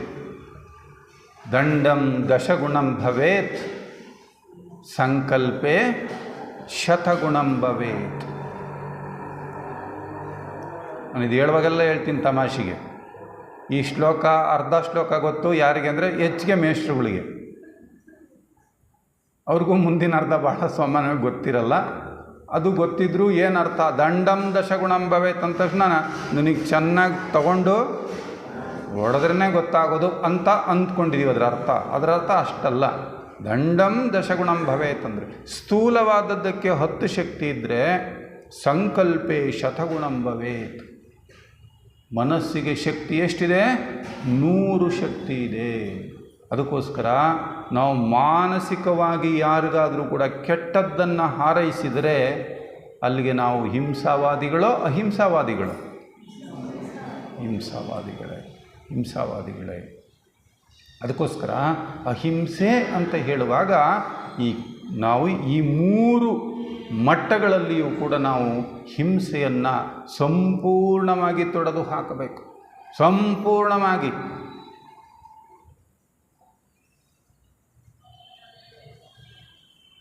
ನೋಡಿ, ಜೀಸಸ್ ಕ್ರೈಸ್ಟ್ ಅವ್ರನ್ನ ಶಿಲುಬೆಗೆ ಏರಿಸಿ ಮೊಳೆ ಹೊಡಿತಾ ಇದ್ದಾರೆ, ಜೀವ ತೆಗಿತಾ ಇದ್ದಾರೆ. ಅವರು ಪ್ರೇ ಮಾಡ್ತಾ ಇದ್ರಂತೆ, O Lord, forgive these fellows, they don't know what they are doing. ಕ್ಷಮಿಸಿವರನ್ನು ಎಲೆ ತಂದೆ, ತಾವೇನು ಮಾಡುತ್ತಿಹೆವೆಂದರಿಯರಿವರು. ಅಪ್ಪ, ಇವ್ರಿಗೆಲ್ಲ ಕ್ಷಮಿಸ್ಬಿಡು ಅಂತ ಪ್ರಾರ್ಥನೆ ಮಾಡ್ತಾಯಿದ್ರು. ನಮಗೆ ಯಾರಾದರೂ ನೋವು ಕೊಟ್ಟವ್ರಿಗೆ ಏನು ಮಾಡ್ತೀವಿ? ನನ್ನನ್ನು ತುಂಬ ನೋಯಿಸಿದರೆ ಭಗವಂತ ನೀನು ಚೆನ್ನಾಗಿ ನೋಡ್ಕೋಬೇಕು ಇವ್ರನ್ನ ಅಂತ ನಾವು. ಹೌದಾ? ನೋಡೋದಕ್ಕೆ ಅಹಿಂಸೆ ಅಂದರೆ ಈ 3 ಮಟ್ಟಗಳಲ್ಲಿ. ಸಮಯ ಕಡಿಮೆ, ಮುಂದಕ್ಕೆ ಹೋಗ್ತಾ ಇರೋಣ. ಅದರ ಅಹಿಂಸೆಯ ಪರಾಕಾಷ್ಠತೆಯ ಸ್ಥಿತಿಯನ್ನು ಪತಂಜಲಿಗಳು ಹೇಳ್ತಾರೆ. ಅಹಿಂಸಾ ಪ್ರತಿಷ್ಠಾಯಾಮ್ ತತ್ಸನ್ನಿಧೌ ವೈರತ್ಯಾಗ. ಯಾರಲ್ಲಿ ಅಹಿಂಸೆ ಅನ್ನುವುದು ಸುಪ್ರತಿಷ್ಠಿತವಾಗಿರುತ್ತದೆಯೋ ಅವರ ಸಾನ್ನಿಧ್ಯದಲ್ಲಿ ವೈರತ್ವವೇ ಮಾಯವಾಗುವುದು ಅಂತಾರೆ. ಅಂಥ ಪುಣ್ಯಾತಮರಿದ್ದ ಕಡೆ ವೈರತ್ವನೇ ಬರೋದಿಲ್ಲ. ಕಣ್ವ ಮಹರ್ಷಿಗಳ ಆಶ್ರಮದಲ್ಲಿ ಹುಲಿ ಮತ್ತು ಜಿಂಕೆ ಒಟ್ಟಿಗೆ ನೀರು ಕುಡಿತಾ ಇತ್ತು. ಅದು ಅಹಿಂಸೆ. ನೀಲಾಂಬಿಕೆ ಕಿವಿಯಲ್ಲಿದ್ದಂಥ ಓಲೆಗಳನ್ನ ಬಿಚ್ಕೊಳ್ಳೋಕೆ ಕಳ್ಳ ಬಂದಿದ್ದರೆ ನೀಲಾಂಬಿಕೆ ಗಾಬರಿಯಿಂದ ಕೂಗಿದ್ರೆ ಅವನು ಕಳ್ಳ ಓಡೋಗ್ತಾ ಇದ್ರೆ ಇವನು ಓಡೋಗ್ತಾ ಇದ್ರಂತೆ ಬಸವಣ್ಣವರು. ಯಾಕೆ? ಹಿಡ್ಕೊಳಕ್ಕಲ್ಲ. ಕಳ್ಳನ ಮನೆಗೊಬ್ಬ ಬರಿಗಳ್ಳ ಬಂದರೆ ಬರಿ ಕೈಲಿ ಗಳುಕುವುದೇ ನೀಲಾಂಬಿಕಾ, ಯಾಕಷ್ಟು ಕಷ್ಟ ಕೊಟ್ಟೆ, ಜಲ್ದಿ ಬಿಚ್ಚಿಕೊಡೋದಲ್ವಾ ನೋಡಿ. ಇದು ಅಹಿಂಸೆ ಅಂತ ಹೇಳಿದ್ರು. ಹಾಗೆ ನಾವು ಸಾಧಕರಾಗಬೇಕು ಅಂತ ಹೇಳಿದ್ರೆ, ಯೋಗ ಮಾರ್ಗವನ್ನು ಪ್ರವೇಶ ಮಾಡಬೇಕು ಅಂತ ಹೇಳಿದ್ರೆ, ಈ ರೀತಿ ನಾವು ಕಾಯ ವಾಚ ಮನಸ ಹಿಂಸೆಯನ್ನು ಮಾಡದಿರೋದಕ್ಕೆ ನಾವು ಪ್ರಯತ್ನ ಪಡಬೇಕಾಗ್ತದೆ. ಇದನ್ನು ನಿಷೇಧಾತ್ಮಕ ಒಂದು ಗುಣ ಅಂತ ಕೊಟ್ಟಿದ್ರೂ ಕೂಡ ಈ ಹಂತದಲ್ಲಿ ನಾವು ಇದನ್ನು ಅನುಷ್ಠಾನ ಮಾಡ್ತಾ ಮಾಡ್ತಾ ಅದೊಂದು ಧನಾತ್ಮಕವಾದಂಥ ಚಲನಾತ್ಮಕವಾದಂಥ ಪ್ರೇಮವಾಗಿ ಪರಿವರ್ತನೆ ಆಗುತ್ತೆ ಅಂತ ಹೇಳ್ತಾರೆ. ಆಗೋದು ಒಂದು ಪ್ರೇಮವಾಗಿ ಪರಿವರ್ತನೆ ಆಗ್ತದೆ. ಅಂಥ ಪ್ರೇಮಕ್ಕೆ ಎರಡು ಮುಖಗಳು, ಅಂಥ ಪ್ರೇಮಕ್ಕೆ ಎರಡು ಮುಖಗಳು. ಆ ಎರಡು ಮುಖಗಳು ಯಾವುದಪ್ಪ ಅಂತ ಹೇಳಿದ್ರೆ, ಒಂದು ಆ ಇಡೀ ಜೀವ ಚೈತನ್ಯ ಒಂದು ಎಂಬತಕ್ಕಂಥ ಆ ಸಿದ್ಧಾಂತ ಏನಿದೆಯಲ್ಲ, ಆ ಸಿದ್ಧಾಂತ ನನಗೆ ಅರ್ಥವಾದಾಗ ಆ ಇಡೀ ಜೀವಂತ ಸಂಕುಲದ ಬಗ್ಗೆ ನನಗಿರ್ತಕ್ಕಂಥ ಅಪಾರವಾದ ಕರುಣೆ ಅದರ ಒಂದು ಮುಖ ಆಗ್ತದೆ. ಅದಿದ್ಮೇಲೆ ಅದ್ರ ಜೊತೆಲಿ ಇನ್ನೊಂದು ಸೇರಿಕೊಂಡೇ ಇರಬೇಕು. ಆ ಕರುಣೆ ನನ್ನಲ್ಲಿ ನಿಜವಾದ ಅರ್ಥದಲ್ಲಿದೆ ಅಂದರೆ ಅದರ ಮತ್ತೊಂದು ಮುಖವೇ ಸೇವೆ. ಅವೆರಡೂ ಒಂದೊಂದು ಒಟ್ಟಿಗೆ ಇರತಕ್ಕಂಥದ್ದು. ಆ ಕರುಣೆ ಮತ್ತು ಸೇವೆ ಅವೆರಡೂ ಒಟ್ಟಿಗೆ ಇರುತ್ತವೆ ಅಂತ ಹೇಳ್ತಾರೆ. ಅದನ್ನೇ ಬಸವಣ್ಣವರು ದಯವಿಲ್ಲದ ಧರ್ಮ ಅದಾವುದಯ್ಯ, ದಯವೇ ಬೇಕು ಸಕಲ ಜೀವಿಗಳೆಲ್ಲರಲ್ಲಿ, ಅವರಲ್ಲಿ ಇವರಲ್ಲಿ ಅಲ್ಲ, ಎಲ್ಲರಲ್ಲಿ. ಒಬ್ಬ ಸಾಧು ನದಿಯ ತೀರದಲ್ಲಿ ಹೋಗ್ತಾ ಇದ್ದಾರೆ. ಒಂದು ಚೇಳು ನೀರಿನೊಳಗಡೆ ಬಿದ್ದಿದೆ. ಅಯ್ಯಯ್ಯೋ ಚೇಳು ಬಿದ್ದೋಗ್ಬಿಟ್ಟಿದೆ ಅಂತ ಅದನ್ನು ಉಳಿಸೋಣ ಅಂತ ಕೈಯಿಂದ ತೆಗೆದು ಹಾಕೋದಕ್ಕೆ ಹೋಗ್ತಾರೆ. ಅದು ಕುಟುಕ್ತದೆ, ನೋವಿಗೆ ಬಿಡ್ತಾರೆ ಕೆಳಗಡೆ, ಮತ್ತೆ ತೆಗಿತಾರೆ, ಮತ್ತೆ ಕುಟುಕ್ತದೆ. ಹೀಗೆ 4-6 ಬಾರಿ ಆಗ್ತದೆ. ಕೊನೆಗೂ ಒಮ್ಮೆ ಧೈರ್ಯದಿಂದ ತೆಗೆದದನ್ನು ಹೊರಗಡೆ ಹಾಕಿದಾಗ ನನ್ನಂಥ ಯಾರೋ ಪಕ್ಕದಲ್ಲಿ ಹೋಗ್ತಾರೆ ಹೇಳಿದ್ರಂತೆ, ನಿಮಗೇನು ಹುಚ್ಚಿಡ್ದಿದೆಯಾ ಸ್ವಾಮಿ, ಆಗಲಿಂದ ನೋಡ್ತಾ ಇದ್ದೀನಿ ಚೇಳು ಕುಟುಕ್ತಾನೆ ಇದೆ, ನೀವು ಅದನ್ನು ನೀರಿನಿಂದ ತೆಗೆದು ಹೊರಗಡೆ ಹಾಕ್ತಾ ಇದ್ದೀರಾ ಅಂದಾಗ ಆ ಸಾಧು ಹೇಳಿದ್ರು, ಕುಟುಕುವುದು ಚೇಳಿನ ಧರ್ಮ, ಕಷ್ಟದಲ್ಲಿದ್ದಾಗ ಸಹಾಯ ಮಾಡೋದು ಸಾಧುವಾದ ನನ್ನ ಧರ್ಮ, ಅದರ ಧರ್ಮ ಅದು ಮಾಡ್ತಾ ಇದೆ, ನನ್ನ ಧರ್ಮವನ್ನು ನಾನು ಮಾಡ್ತಾ ಇದ್ದೀನಿ. ಇದು ಅಹಿಂಸೆ, ಇದು ಕರುಣೆ ಅಂದರೆ, ಇದು ಪ್ರೇಮ ಅಂದರೆ. ಸೊ ಇನ್ನು ಎರಡನೇ ಒಂದು ಅಂಶ ಸತ್ಯ. ಸತ್ಯ ಸತ್ಯ ಅಂದರೆ ಸುಳ್ಳನ್ನು ಹೇಳದೇ ಇರೋದು ಅಂತ ನಾವು ಅಂದ್ಕೊಂಡು, ಸುಳ್ಳು ಹೇಳದೇ ಇರೋದು ಸತ್ಯ. ಹೌದು, ಸುಳ್ಳು ಹೇಳದೇ ಇರೋದು ಸತ್ಯ. ಆದರೆ ಅದು ಕೇವಲ ನನ್ನ ಬಾಯಿಂದ ಸುಳ್ಳು ಹೇಳದೇ ಇರುವಂಥದ್ದು ಮಟ್ಟದಲ್ಲೇ ನಿಂತು ಹೋಗೋಂಗಿಲ್ಲ. ಅಲ್ಲೂ ಮತ್ತೆ ಕಾಯ ವಾಚ ಮನಸ್ಸ ಸತ್ಯವಾಗಿರಬೇಕು. ಕಾಯ ವಾಚ ಮನಸ್ಸ ಸತ್ಯವಾಗಿರೋದು ಹೇಗೆ? ಕಾಯದ ಮಾತಿನಲ್ಲಿ ಸತ್ಯವಾಗಿರೋದು ಒಪ್ಕೊಳ್ಬೋದು. ಕಾಯ ಸತ್ಯದಲ್ಲಿ ಹೆಂಗಿರೋದು? ಕಾಯ ವಾಚ ಅನ್ನುವಾಗ ಶಾರೀರಿಕವಾಗಿ ಸತ್ಯವಾಗಿರೋದು ಹೇಗೆ? ಎಷ್ಟೋ ಬಾರಿ ನಮ್ಮ ಕೈನಲ್ಲಿ ನಮ್ಮ ಶರೀರಕ್ಕೆ ಶಕ್ತಿ ಇರುತ್ತೆ, ನಾವೇನು ಅಂದ್ಕೊಳ್ತೀವಿ, ಶಕ್ತಿ ಇಲ್ಲ ಅಂದ್ಕೊಳ್ತೀವಿ. ಸಹಾಯ ಮಾಡಬಹುದಾದಂಥ ಅವಕಾಶಗಳು ನಮಗೆ ಎದುರುಗಡೆ ಇರ್ತದೆ, ಆದರೆ ಅದನ್ನು ನಾವು ಆ ಹಂತದಲ್ಲಿ ಯೂಸ್ ಮಾಡ್ಕೊಳ್ಳಲ್ಲ. ನೋಡಿ, ಅಲ್ಲಿ ಶಾರೀರಿಕವಾಗಿ ನಾವು ಸುಳ್ಳು. ಇನ್ನು ಮಾತಿನಲ್ಲಿ ಮನುಷ್ಯ ಪ್ರಪಂಚದಲ್ಲಿ ಸುಖವಾಗಿರೋದಕ್ಕೋಸ್ಕರ ಅಥವಾ ಕಷ್ಟಗಳಿಂದ ಪಾರಾಗೋದಕ್ಕೋಸ್ಕರ ಅವನು ಹಿಡಿಯುವಂತಹ ಬಹಳ ಸುಲಭವಾದ ದಾರಿ ಅಂದರೆ ಯಾವುದು? ಸುಳ್ಳು. ಒಬ್ಬ ವಿದ್ಯಾರ್ಥಿನಿ ಯಾಕೆ ಶಾಲೆಗೆ ಬಂದಿರಲ್ಲ, ಬೇಗ ಹೇಳೋದು ನನಗೆ ಹುಷಾರಿರಲಿಲ್ಲ, ಅಥವಾ ಆಫೀಸಿಗೆ ಅರ್ಜೆಂಟ್ ನಮಗೆ ರಜೆ ಬೇಕಾಗಿರುತ್ತೆ, ಸಾಯದೇ ಇರೋನ್ನ ಸಾಯಿಸ್ಬಿಡ್ತೀವಿ ನಾವು ದೊಡ್ಡವರು. ನೋಡಿ, ಒಟ್ಟಾರೆ ತಾನು ಸುಖವಾಗಿರೋದಕ್ಕೆ ಅವನು ಹಿಡಿಯೋ ಸುಲಭವಾದ ಮಾರ್ಗ ಅಂದರೆ ಸುಳ್ಳು.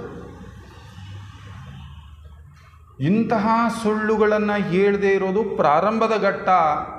ಇನ್ನೂ ಮುಂದುವರೆದು ಹೇಳ್ತಾರೆ, ಯೋಗ ಮಾರ್ಗದಲ್ಲಿ ಮುನ್ನಡೆಯಬೇಕು ಅಂತಕ್ಕಂಥ ಸಾಧಕನ ಮಟ್ಟದಲ್ಲಿ ಸತ್ಯ ಯಾವುದಪ್ಪ ಅಂತ ಹೇಳಿದ್ರೆ, ಯಾವ ಒಂದು ಉತ್ಪ್ರೇಕ್ಷೆಯಿಂದ ಕೂಡಿರುವ ಮಾತುಗಳನ್ನು ಅವನು ಆಡಬಾರದು. ಉತ್ಪ್ರೇಕ್ಷೆಗಳು ಕೂಡ ಸುಳ್ಳಿಗೆ ಸಮಾನ.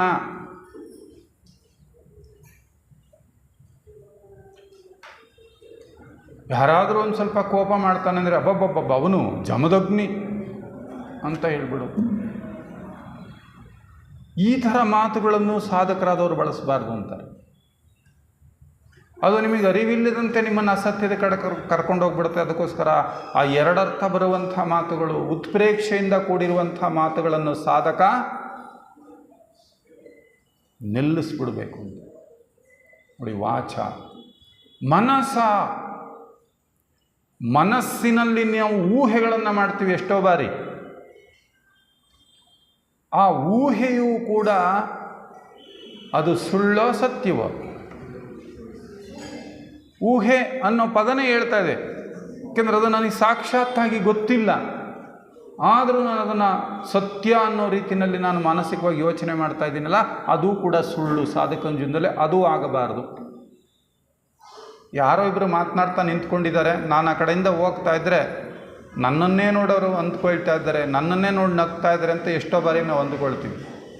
ಎಷ್ಟು ನಾವು ಕೆಳಮಟ್ಟದಲ್ಲಿ ಇರ್ತೀವಿ ಅಂದರೆ, ಒಂದೊಂದು ಸಾರಿ ನಮಗೆ ಕಷ್ಟ ಬಂದಾಗ ಕಷ್ಟದ ಬಗ್ಗೆ ಯೋಚನೆ ಮಾಡಲ್ಲ, ದೇವರು ನಮ್ಮನ್ನು ನೊಗೋರ ಮುಂದೆ ಈ ಅಡವು ಬೀಳಿಸ್ಬಿಟ್ನಲ್ಲ ಅಂತ ಶುರು ಮಾಡ್ಕೊತೀವಿ. ನಮಗೆ ನೋವು ಜಾಸ್ತಿ ಆಗಿ, ನಮಗೆ ಕಷ್ಟ ಬಂದಿರೋದಕ್ಕೆ ನೋವು ಜಾಸ್ತಿ ಇಲ್ಲ, ನಮ್ಮ ಎದುರುಗಡೆ ನಗೋಂಗೆ ಮಾಡಿಬಿಟ್ನಲ್ಲ ಅಂತ.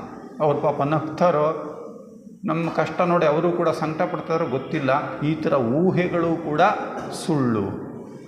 ಇಲ್ಲಿಂದ ಪ್ರಾರಂಭವಾದ ಸತ್ಯ ಅದರ ಆತ್ಯಂತಿಕ ಮಟ್ಟಕ್ಕೆ ಹೋಗುವಾಗ ಯಾವ ಘಟ್ಟವನ್ನು ಅಥವಾ ಯಾವ ಮಟ್ಟವನ್ನು ಮುಟ್ತದೆ ಅಂತ ಹೇಳಿದ್ರೆ, ಎಲ್ಲಿ ಹೋಗಬೇಕು ನಮ್ದು ಆ ಸತ್ಯ ಅಂದರೆ, ಈ ಜಗತ್ತು ಅನ್ನೋದೇ ಮಿಥ್ಯ, ಬ್ರಹ್ಮ ಒಂದೇ ಸತ್ಯ ಅನ್ನೋ ಮಟ್ಟಕ್ಕೆ ನಮ್ಮ ಸತ್ಯ ಹೋಗಬೇಕು, ನಮ್ಮನ್ನು ಕರ್ಕೊಂಡು ಹೋಗ್ಬೇಕು ಅಲ್ಲಿಗೆ. ಪ್ರಾರಂಭ ಎಲ್ಲಿಂದ ಶುರುವಾಯಿತು? ಬಾಯಲ್ಲಿ ಸುಳ್ಳನ್ನು ಹೇಳದೇ ಇರೋ ಮಟ್ಟದಿಂದ ಪ್ರಾರಂಭವಾಯಿತು. ಅದರ ಆತ್ಯಂತಿಕ ಘಟ್ಟ ಜಗನ್ ಮಿಥ್ಯ ಅನ್ನೋ ಸತ್ಯದ ಅರಿವು ನನಗಾಗಬೇಕು. ಆ ಮಟ್ಟಕ್ಕೆ ಸತ್ಯ ನನ್ನನ್ನು ಕರೆದುಕೊಂಡು ಹೋಗಬೇಕು. ಸೂಕ್ತಿ ಚಿಂತನೆಯಲ್ಲಿ ನಿರ್ದೇಶಕರು ಹೇಳ್ತಾ ಇದ್ರಲ್ಲ, ಈ ದೇಹ ನಾನಲ್ಲ, ದೇಹ ನಾನು ಅಂದುಕೊಂಡಿರೋದೇ ಒಂದು ಸುಳ್ಳು. ದೇಹ ನಾನು ಅಂತ ಅಂದುಕೊಂಡಿರೋದ್ರಿಂದಲೇ ಸುಳ್ಳಿಂದ ಪ್ರಾರಂಭವಾಗಿದೆ ನಮ್ಮ ಜೀವನ. ಸೊ ಆ ಮಟ್ಟಕ್ಕೆ ನನ್ನನ್ನು ಕರ್ಕೊಂಡು ಹೋಗಬೇಕು. ಇಂತಹ ಸತ್ಯವನ್ನು ನಾವು ಅನುಷ್ಠಾನ ಮಾಡೋದಕ್ಕೆ ನಮ್ಮ ಕೈನಲ್ಲಿ ಸಾಧ್ಯವಾದರೆ, ಅದಕ್ಕೆ ಪತಂಜಲಿಗಳು ಒಂದು ಕಡೆ ಹೇಳ್ತಾರೆ, ಅವರು ಆ ಸೂತ್ರದಲ್ಲಿ ಹೇಳ್ತಾರೆ, ಸತ್ಯ ಪ್ರತಿಷ್ಠಾಯಾಮ್ ಕ್ರಿಯಾಫಲಾಶ್ರಯತ್ವಂ ಅಂತ ಹೇಳ್ತಾರೆ. ಸತ್ಯ ಪ್ರತಿಷ್ಠಾಯಾಮ್ ಕ್ರಿಯಾಫಲಾಶ್ರಯತ್ವಂ. ಯಾರಲ್ಲಿ ಸತ್ಯ ಸುಪ್ರತಿಷ್ಠಿತವಾಗಿರುತ್ತವೆಯೋ ಅವರ ಮಾತುಗಳು ಸಿದ್ಧಿಸುತ್ತವೆ. ಅವನು ಹೇಳ್ದಂಗೆ ನಡೆಯುತ್ತೆ. ಅಥವಾ ನಡೆಯೋದನ್ನು ಅವರು ಕರಾರುವಕ್ಕಾಗಿ ಹೇಳ್ತಾರೆ ಅಂತ ಅರ್ಥ ಮಾಡ್ಕೋಬೇಕು. ಹೇಳ್ದಂಗೆ ಆಗುತ್ತೆ ಅನ್ನೋದಕ್ಕಿಂತ ನಡೆಯೋದನ್ನು ಅವರು ಕರಾರುವಕ್ಕಾಗಿ ಹೇಳ್ತಾರೆ ಅಂತ ಅರ್ಥ ಮಾಡ್ಕೊಳ್ಬೇಕಾಗ್ತದೆ. ಹಾಗಾಗಿ ಇದರ ಮಹತ್ವವನ್ನು ನಾವು ಅರ್ಥ ಮಾಡ್ಕೊಳ್ಳೋಣ. ಸಾಧ್ಯವಾದಷ್ಟು ನಮ್ಮ ಜೀವನದಲ್ಲಿ ಎಚ್ಚರದಿಂದಿದ್ದು ಸುಳ್ಳನ್ನು ಸಂಪೂರ್ಣವಾಗಿ ವರ್ಜನೆ ಮಾಡೋ ಪ್ರಯತ್ನ ನಾವು ಮಾಡೋಣ. ಇನ್ನು ಮುಂದಿನ ಒಂದು ಹಂತ ಯಾವುದು? ಅಹಿಂಸೆ, ಸತ್ಯ, ಅಸ್ಥೇಯ. ಅಸ್ಥೇಯ ಅಂದರೆ ಇದು ನಿಷೇಧಾತ್ಮಕವಾದ್ದು. ಸ್ಥೇಯ ಅಂದರೆ ಕಳ್ಳತನ ಮಾಡೋದು. ಸ್ಥೇಯ ಅಂದರೆ ಕಳ್ಳತನ. ಅಸ್ಥೇಯ ಅಂದರೆ ಅದಕ್ಕೆ ವಿರುದ್ಧ, ಅಂದರೆ ಕಳ್ಳತನನ ಮಾಡದೇ ಇರೋದು. ಇದೇನು ನಮ್ಮ ಜೀವನದಲ್ಲಿ ನಾವೆಲ್ಲ ಇದ್ರ ಬಗ್ಗೆ ಏನು ಯೋಚನೆ ಮಾಡಬೇಕಾಗಿಲ್ಲ ಅಲ್ವಾ? ನಾವಿಲ್ಲ ಯಾರಾದರೂ ಕಳ್ಳರಿದ್ದೀವ? ಇದ್ದೀವ ಯಾರಾದರೂ? ಅಲ್ವಾ? ನೋಡಿ, ಯಾರು ಧೈರ್ಯವಾಗಿ ಹೌದು ಇಲ್ಲ ಅಂತ ನಮ್ಗೆ ಯಾರಿಗಾರು ಹೇಳ್ಕೊಳಕ್ಕಾಗ್ತಾ ಇದೆಯಾ? ಯಾರಿಗೂ ಹೇಳೋಕ್ಕಾಗಲ್ಲ. ಕಾರಣ ನಾವೆಲ್ಲರೂ ಒಂದಲ್ಲ ಒಂದು ರೀತಿಯಲ್ಲಿ ನಾವು ಕೂಡ ಕಳ್ಳರೆ. ಪಾಪ ಅವನು ಪದಾರ್ಥ ಕದ್ದವನು ಸ್ಟೇಷನ್ನಲ್ಲಿದ್ದಾನೆ, ಪೊಲೀಸ್ ಸ್ಟೇಷನ್ನಲ್ಲಿ. ನಾವು ಕಳ್ಳರಲ್ಲ ಅಂತ ಆರಾಮಾಗಿ ಹೊರಗಡೆ ಓಡಾಡ್ಕೊಂಡಿದ್ದೀವಿ. ಆದರೆ ಅವನಿಗಿನ್ನ ದೊಡ್ಡ ಕಳ್ಳರು ಯಾರು? ಒಂದು ಅರ್ಥದಲ್ಲಿ ನಾವು. ಅದಕ್ಕೆ ಈ ಕೇವಲ ಕಳ್ಳತನ ಮಾಡದೇ ಇರೋದು ಅಷ್ಟೇ ಅಲ್ಲ, ಇದನ್ನು ಹೇಳ್ತಾರೆ ಯಾವುದೇ ಬಗೆಯ ದುರುಪಯೋಗವನ್ನು ಮಾಡೋದು ಕೂಡ ಒಂದು ರೀತಿಯಲ್ಲಿ ಕಳ್ಳತನವೇ. ಕೈ ತೊಳ್ಕೊಳ್ಳೋಕೆ ನೀರಿದೆ, ನಿಜವಾಗ್ಲೂ ಕೆಲವು ನೋಡಿದ್ರೆ ಸಣ್ಣ ಪುಟ್ಟನ ನೋಡಿದ್ರೆ ನಾವಿನ್ನೂ ಎಷ್ಟು ಚೇಂಜ್ ಆಗಬೇಕಲ್ಲ. ಆ ನಲ್ಲಿನ ಪೂರ್ತಿ ಆನ್ ಮಾಡಿಬಿಡ್ತೀವಿ, ಅಪ್ರಜ್ಞವಾಗಿ ತೊಳ್ಕೊತಿರ್ತೀವಿ, ನೀರು ತನ್ನ ಪಾಡಿಗೆ ತಾನು ಹೋಗ್ತಾ ಇರುತ್ತೆ. ಈ ಮಾರ್ಗದಲ್ಲಿರೋ ನಮ್ಮಲ್ಲೂ ಅಂಥದ್ರ ಬಗ್ಗೆ ಎಚ್ಚರ ಬರದೇ ಇದ್ದರೆ ಇನ್ಯಾರಿಗೆ ಎಚ್ಚರ ಬರಬೇಕು? ಇನ್ಯಾರಿಗೆ ಎಚ್ಚರ ಬರಬೇಕು ಹೇಳಿ ನೋಡೋಣ. ಅರ್ಥ ನೈಲಿ ಒಂದು ಕಡೆ ಕೈ ನಲ್ಲಿ ಬಟನ್ ಮೇಲೆ ಇರಬೇಕು, ತೊಳ್ಕೊಳ್ಳೋ ಕೈ ಕೆಳಗಡೆ ಇರಬೇಕು, ಕೈ ಆಡಿಸ್ತಾ ಇರಬೇಕು. ನಿಜವಾಗ್ಲೂ ಕೂಡ ನೋಡಿದ್ರೆ ನೋಡಿ ಅದು ಕಳ್ತನ. ನನಗೀಗಲೂ ನೆನಪಿಗೆ ಬರ್ತದೆ, ಒಬ್ಬ ಸಾಧಕರ ಒಡನಾಟ ನನಗಿತ್ತು. ಒಂದು ಸಾರಿ ಅವ್ರು ನಮ್ಮ ಮನೆಗೆ ಬಂದಾಗ, ಜಗದೀಶಯ್ಯ ಒಂದು ಸ್ವಲ್ಪ ಉಪ್ಪು ತೊಗೊಂಬ ನಾನು ಹಲ್ಲುಜ್ಜೋಕೆ ಅಂದರು. ನಾವು ತೀರಾ ಕಡಿಮೆ ಹೆಂಗೆ ತೊಗೊಂಡೋಗೋದು, ಸ್ವಲ್ಪ ತೊಗೊಂಡೋಗ್ಬಿಟ್ಟು ಕೊಟ್ಟೆ ಚಮಚದಲ್ಲಿ. ಅವರು ಅದನ್ನು ಹಾಕ್ಕೊಂಡು ಅದನ್ನು ವಾಪಸ್ ಉಳಿದಿದ್ದು ನನಗೆ ಕೊಡುವಾಗ ಒಂದು ಮಾತು ಹೇಳ್ಕೊಟ್ರು. ಅವ್ರಿಗೆ ಗೊತ್ತಿತ್ತು ನಾನು ಅದನ್ನ ಅಲ್ಲೇ ಏನು ಮಾಡಿಬಿಡ್ಬೋದು, ಚೆಲ್ಲಿಬಿಡ್ತಾನೆ ಇವಯ್ಯ ಅಂಥೇಳಿ ನನಗೆ ಹೇಳಿದ್ರು. ಜಗದೀಶಯ್ಯ ಇದನ್ನು ತಗೊಂಡೋಗಿ ಮತ್ತು ವಾಪಸ್ ಉಪ್ಪಿನ ಡಬ್ಬಕ್ಕೆ ಹಾಕ್ಬೇಕು ನೀನು ಅಂತ ಹೇಳಿ ನನಗೆ ಕೊಟ್ಟಿದ್ದು ಇನ್ನೂ ನೆನಪಿದೆ ನನಗೆ. ಅಂದರೆ ಅವ್ರಿಗೆ ಗೊತ್ತು ಅದನ್ನು ವೇಸ್ಟ್ ಮಾಡಬಾರ್ದು ಅನ್ನೋ, ಅದು ವ್ಯರ್ಥ ಉಪಯೋಗ ಆಗಬಾರ್ದು ಅಂತಕ್ಕಂಥ. ನೋಡಿ ಹೀಗೆ ಕಳ್ಳತನ ಅಂದರೆ ಕೇವಲ ನಾವು ವಸ್ತುಗಳನ್ನ ಕದಿಯೋದು ಮಾತ್ರ ಅಲ್ಲ, ಈ ಕೃತಿ ಚೌರ್ಯ ಅಂತ ಮಾಡ್ತಾರೆ. ಅವ್ರು ಬರ್ದಿದ್ದು ಇವ್ರು ಬರ್ದಿದ್ದು ಎಲ್ಲ ಒಂಚೂರು ಸೇರಿಸಿ ಅದು ಇದು ಸೇರಿಸ್ಬಿಟ್ಟು ಬರ್ದ್ಬಿಟ್ಟು ಕೆಳಗಡೆ ನಂದು ಹಾಕ್ಕೊಂಡು ಎಷ್ಟು ಸೂಕ್ಷ್ಮತೆ ಕಡೆಗೆ ನಮ್ಮನ್ನು ಕರ್ಕೊಂಡು ಹೋಗ್ತಾರೆ ಅಂದರೆ, ಯಾರೋ ಒಬ್ರಿಗೆ ಒಂದು ಕೆಲಸ ಮಾಡ್ತಾ ಇರ್ತಾರೆ, ಅವ್ರನ್ನ ಬಿಡಿಸ್ಬಿಟ್ಟು ಬಿಡ್ರಿ ನಿಮಗೆ ಮಾಡೋಕ್ಕೆ ಬರಲ್ಲ ಅಂತ ನಾನೇ ಮಾಡಿಬಿಡ್ತೀನಿ ಆ ಕೆಲಸ. ನನಗದು ದೊಡ್ಡತನ ಆಗೋಯ್ತು, ಅವ್ರು ಮಾಡ್ಬೇಕಾದ್ನ ನಾನೇ ಮಾಡಿಬಿಟ್ಟೆ ಅಂತೇಳಿ. ಅವ್ರು ಹೇಳ್ತಾರೆ ಒಂದು ಕಡೆ, ಅವರಿಗೆ ಸಿಗಬೇಕಾದ ಅನುಭವ ಅವರು ಈಗ ಸರಿ ಮಾಡ್ತಾ ಇಲ್ಲ, ಅವರು ಮಾಡ್ತಾ ಇದ್ರೆ ತಾನೇ ಸರಿ ಮಾಡೋದು. ನೀವು ಅವ್ರನ್ನ ಮಾಡೋಕ್ಕೆ ಅವಕಾಶ ಕೊಡದೇ ಇದ್ದರೆ ಅವರಿಗೆ ಸಿಗಬಹುದಾದಂಥ ಅನುಭವವನ್ನು ನೀನು ಕಳ್ಳತನ ಮಾಡದೆ, ಯು ಆರ್ ಎ ಥೀಫ್, ನೀನೊಬ್ಬ ಕಳ್ಳ, ನೀನೊಬ್ಬ ಕಳ್ಳ. ಇದನ್ನು ಹೇಳುವಾಗೆಲ್ಲ ಅದು ಬುದ್ಧರ ಒಂದು ಕಥೆನ ಹೇಳದೇ ಇದ್ದರೆ ಅದು ಅಪೂರ್ಣ ಅಂತ ಅನ್ನಿಸ್ತದೆ. ಬುದ್ಧರು ಇನ್ನೂ ಬುದ್ಧ ಆಗಿರಲಿಲ್ಲ, ಹಿಂದಿನ ಜನ್ಮದಲ್ಲಿ ಯತಿಯಾಗಿ ಹುಟ್ಟಿದ್ರು. ಒಂದಿನ ಸ್ನಾನಕ್ಕೆ ಹೋಗಿದ್ದಾರೆ, ಒಂದು ಹೊಳೆಯ ದಂಡೆಯಲ್ಲಿ ಸ್ನಾನ ಮಾಡ್ತಾ ಇದ್ದಾರೆ. ಒಳ್ಳೆ ಸುಂದರವಾದ ಕಮಲದ ಹೂಗಳು ಅರಳಿ ನಿಂತಿದೆ ಆ ಕಡೆ. ಅವರು ಒಂದು ಸಾರಿ ಮುಳುಗಿ ಮೇಲೆದ್ದರು.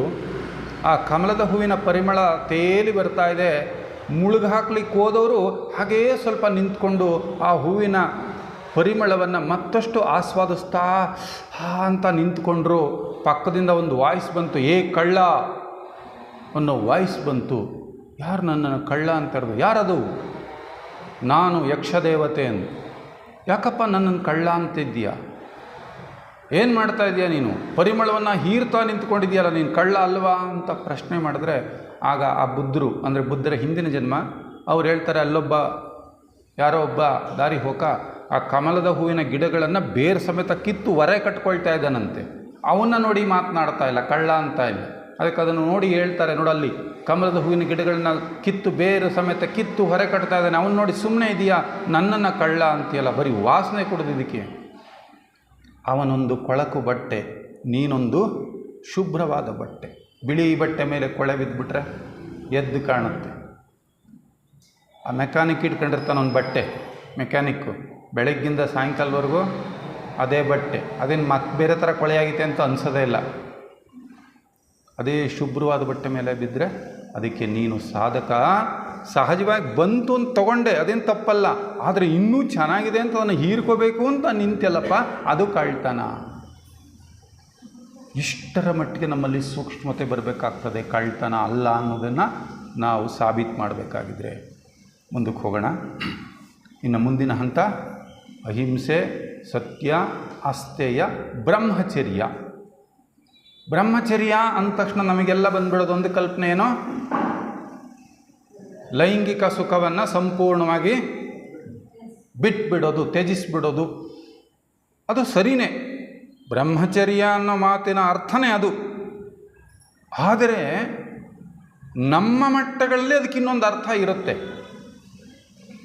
ನಾವು ಆ ಜೀವನವನ್ನು ಆಯ್ಕೆ ಮಾಡಿಕೊಂಡಿಲ್ಲ. ಈಗ ನಾವ್ಯಾರೋ ಕೂಡ ಬೆರಳೆಣಿಕೆಯಷ್ಟು ಯಾರೋ ಕೆಲವರು ನಮ್ಮ ಪೂಜ್ಯರಂಥವ್ರು ಯಾರೋ ಆಯ್ಕೆ ಮಾಡಿಕೊಂಡಿರ್ತಾರೆ. ಆದರೆ ನಮ್ಮ ಮಟ್ಟದಲ್ಲಿ ಬ್ರಹ್ಮಚರ್ಯದ ಅನುಷ್ಠಾನ ಬೇಡವೇ ಅಂದರೆ ಅದಕ್ಕೆ ನಮ್ಮ ಮಟ್ಟದಲ್ಲಿ ಆ ಬ್ರಹ್ಮಚರ್ಯ ಅಂತ ಹೇಳಿದ್ರೆ ಯಾವುದೇ ಒಂದು ಇಂದ್ರಿಯ ಭೋಗಗಳ ಮೇಲಿನ ಅತಿಯಾದ ಆಸೆಯನ್ನು ನಾವು ಕಡಿಮೆ ಮಾಡ್ತಾ ಬರೋದು. ಯಾವುದೇ ಇಂದ್ರಿಯ ಸುಖಗಳು,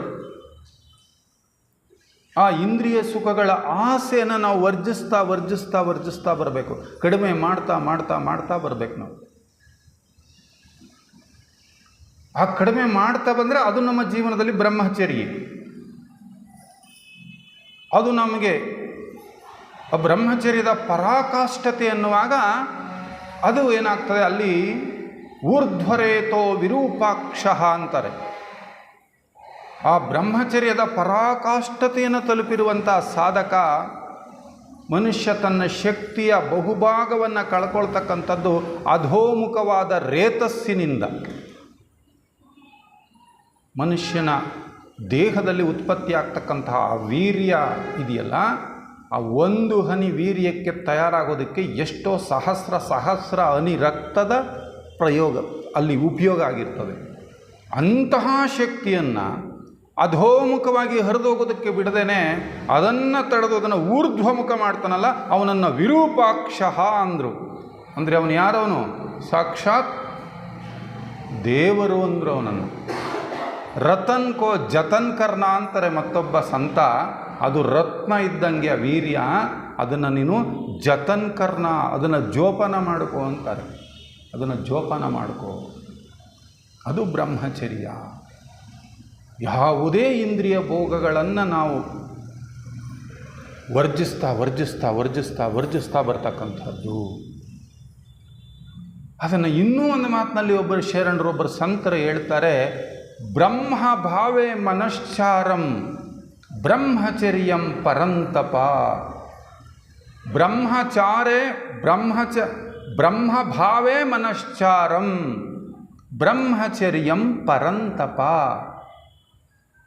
ನಿನ್ನ ಭಾವ ಇದೆಯಲ್ಲ, ಆ ನಿನ್ನ ಭಾವ ಆ ಬ್ರಹ್ಮನಲ್ಲಿ ಚರಿಸುತ್ತಿದ್ದರೆ, ನಮ್ಮ ಭಾವ ಯಾವುದರಲ್ಲಿ ಚರಿಸ್ತಾ ಇರಬೇಕೋ? ಬ್ರಹ್ಮಭಾವ. ಹೇಳಿದ್ರು ನಿರ್ದೇಶಕರು, ಮೈಂಡ್ಫುಲ್ನೆಸ್ ಅಂತ. ಮೈಂಡ್ಫುಲ್ನೆಸ್, ಆ ಮೈಂಡ್ಫುಲ್ನೆಸ್ ಇದ್ದಾಗ ನಾವು ಸಾಧ್ಯವಾದಷ್ಟು ತಪ್ಪು ಮಾಡೋದಕ್ಕೆ ಆಗಲ್ಲ, ತಪ್ಪಾಗೋದೇ ಇಲ್ಲ. ಯಾಕೆಂದ್ರೆ ನಡೆಯುವಾಗ ನಾನು ಹೆಜ್ಜೆನ ಗಮನಿಸ್ಕೊಂಡೇ ನಡೀತಾ ಇದ್ದೀನಿ, ಕೈ ತೊಳೆಯುವಾಗ ನಾನು ಗಮನಪೂರ್ವಕವಾಗಿ ಕೈ ತೊಳಿತಾ ಇದ್ದೀನಿ ಅನ್ನುವಾಗ ನೋಡಿ ಅಲ್ಲಿ ತಪ್ಪುಗಳೇ ಆಗಲ್ಲ.